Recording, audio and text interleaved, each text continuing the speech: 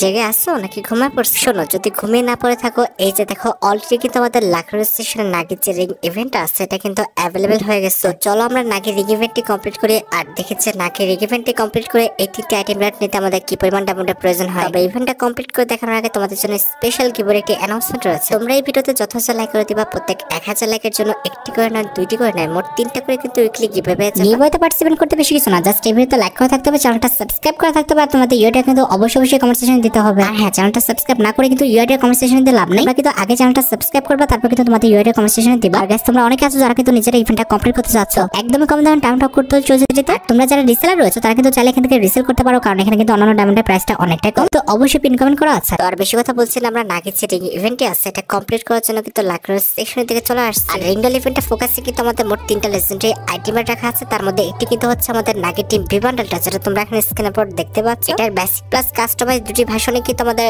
Ring ইভেন্টে available করা হয়েছে। তোমরা কিন্তু স্পিন করে বেসিক ভার্সনটা বের করতে পারবা। এরপরে কিন্তু কাস্টমাইজ ভার্সনটা তোমাদের ডায়মন্ড ওয়েস্ট করে কিন্তু আনলক করতে হবে। এটা বাদে রিং ইভেন্টের সেকেন্ড লেজেন্ডারি আইটেম হিসেবে কিন্তু আমাদের নাগিস ট্র্যাপিং যে ইমোটা রয়েছে এটা কিন্তু অ্যাভেলেবল করা আছে। এখানে কিন্তু আমাদের নাগিস ট্র্যাপিং যে ইমোটা রয়েছে এটা কিন্তু সত্যি অনটেল লেজেন্ডারি। আমার কাছে কিন্তু নাগিস ট্র্যাপিং ইমোটা কিন্তু ভালো লাগছে। অ্যাড্রেস রিং ইভেন্টের ফোকাসে কিন্তু আমাদের ব্লক কোলাবরেশন স্পেশাল যে ফার্মাস গান স্কিনটি রয়েছে এটা কিন্তু রাখা আছে। স্পিন করে যদি তোমাদের পছন্দের আইটেমটা না পাও, তাহলে মনে রাখো যে প্রত্যেক স্পিনের যে টোকেনটা পাবা, এই টোকেন দিয়ে তোমরা কিন্তু এক্সচেঞ্জ স্টোর থেকে এই 3টা আইটেম রেট কিন্তু ইজিলি কিন্তু এক্সচেঞ্জ করে নিতে পারবা। এখানে একটা কথা হচ্ছে, আমাদের এই বান্ডেলটার যে কাস্টমাইজ ভার্সনটি রয়েছে এই কাস্টমাইজ ভার্সন কিন্তু আমাদের ডায়মন্ড দিয়ে আনলক করতে হবে। এটা তোমরা কিন্তু কোনো রকম টোকেন দিয়ে কিংবা স্পিন করে কিন্তু আনলক করতে পারবা না। তো মোটামুটি সবকিছু বোঝানো হয়েছে। এবার চলো আমরা ইভেন্টে স্পিন করাটা স্টার্ট করে দিই। দেখা যাক আমাদের নাগিস রিং ইভেন্ট থেকে আমাদের এই 3টা আইটেম রেট বের করে প্লাস বান্ডেলটা আনলক করে মোট কত ডায়মন্ডের মধ্যে আমাদের প্রত্যেকটা আইটেম রেট বের হয়েছে। ফার্স্ট স্পিন করে দিচ্ছি, দেখা যাক আমাদের কপালে কি আছে। এখানে তোমাদের কি মনে হচ্ছে, আমি যে 5000 ডায়মন্ড নিয়ে পড়ছি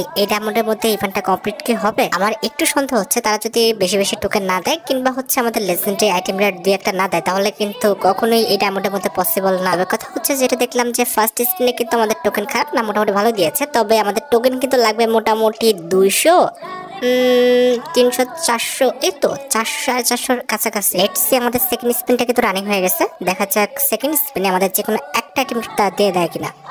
না, যে কোনো একটা আইটেম রেট, ইমোট না হলে আমাদের ফার্মাস গান স্কিনটা, যে কোনো একটা দিলেই হবে। দিল। এখানে হয়তো আমার এত এক্সপেকটেশন রাখা ঠিক হচ্ছে না, তারপরে দেখা যাক। ভাই একটু টোকেন তো বেশি করে দিবে, টোকেনের অবস্থা তো খারাপ করে দিচ্ছে। একটা টোকেন, 2টা, আবার 2টা, আবারও 2টা, আবার একটা। আরে ভাই, এটা কোনো কথা? যে কোনো একটা আইটেম রেট তো দিবে।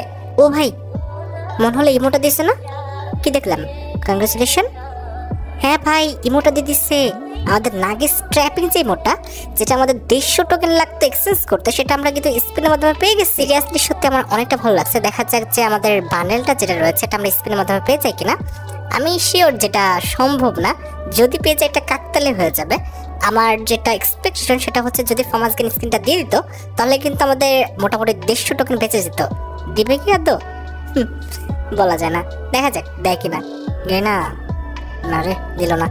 আচ্ছা, ইমোটা দিয়ে দিচ্ছে আমাদের এক্সপেকটেশনটাই। আর বেশি টোকেন লাগেও না, মোটামুটি আর কত, ওই তো 200-250 মতো টোকেন লাগে, পেয়ে যাবো আশা করি এই টাইমের মধ্যে। যেহেতু ইমোটা দিয়ে দিচ্ছে ওখানে বেঁচে গেছি, তারপরেও আশা রাখতেছি ফার্মাস গান স্কিনটা পাবো।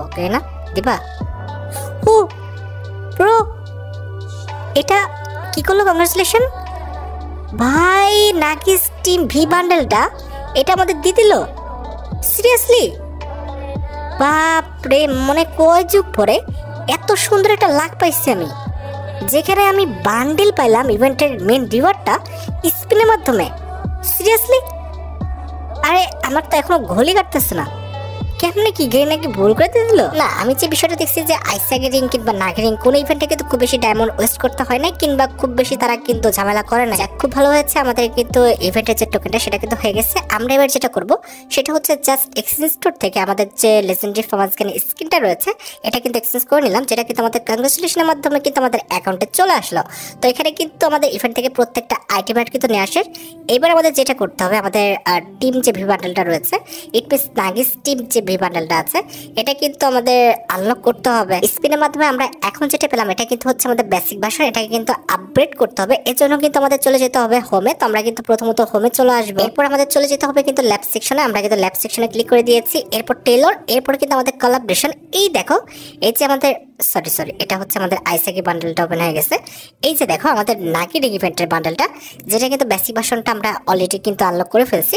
তবে আমাদের যে কাস্টমাইজ ভার্সনটা এটা আনলক করতে কিন্তু মাত্র 300 ডায়মন্ড লাগবে। আর গত ভিডিওতে আমি একটা ভুল করছিলাম, যেটা কিন্তু অডিয়েন্স আমাকে বোঝাই দিছে, যে এটা কিন্তু আমাদের 8 ডিসেম্বরের আগে আমরা যদি 300 ডায়মন্ড দিয়ে নিয়ে নিই তাহলে কিন্তু আমাদের পার্মানেন্টলি থেকে যাবে অ্যাকাউন্টে।